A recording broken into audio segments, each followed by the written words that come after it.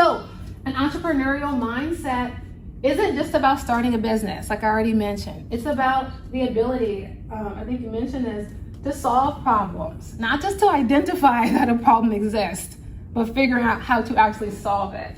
Being able to adapt to change.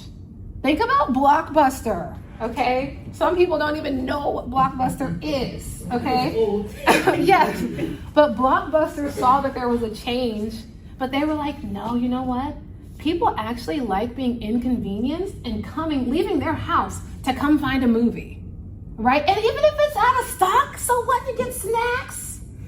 They love this. Nobody wants to just sit at their house and have movies, because at first Netflix was mailing DVDs. Nobody wants that. They like using their gas money to come to us. And even if it's out of stock, they just like our brand so much that they're not going to leave us. And now I think there's one Blockbuster that's like a museum. So you don't want to be Blockbuster, all right? Yeah, they messed out because they didn't take the deal with Redbox. And right. Yeah. Oh yeah, Redbox. They offered them and they didn't take it. Right, and imagine if, and imagine if Blockbuster would have taken that and then taken the next step to streaming. They would have had, but now. Sometimes you don't know about that stuff. Exactly, but they weren't even willing to entertain the idea.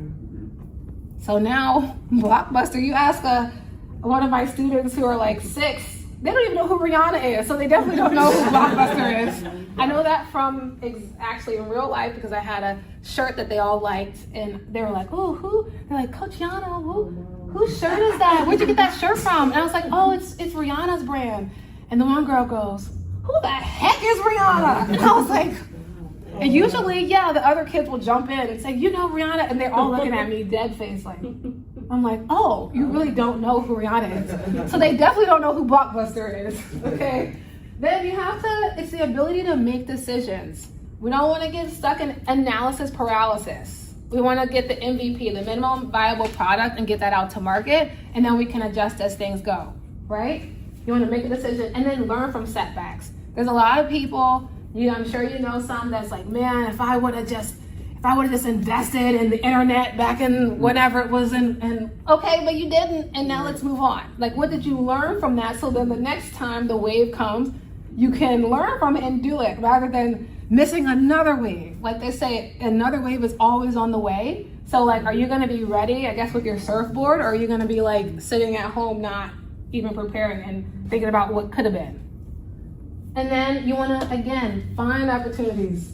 It all goes back to being able to find opportunities, because you can have a great thought, but there's no opportunity that you see, but you can make your own opportunities. Nobody needs to hand you, and no one will. And especially in entrepreneurship, someone might, but even if someone hands you a business, do you know what to do with it? So make your own opportunities. All right, now is the part where so I have some scenarios.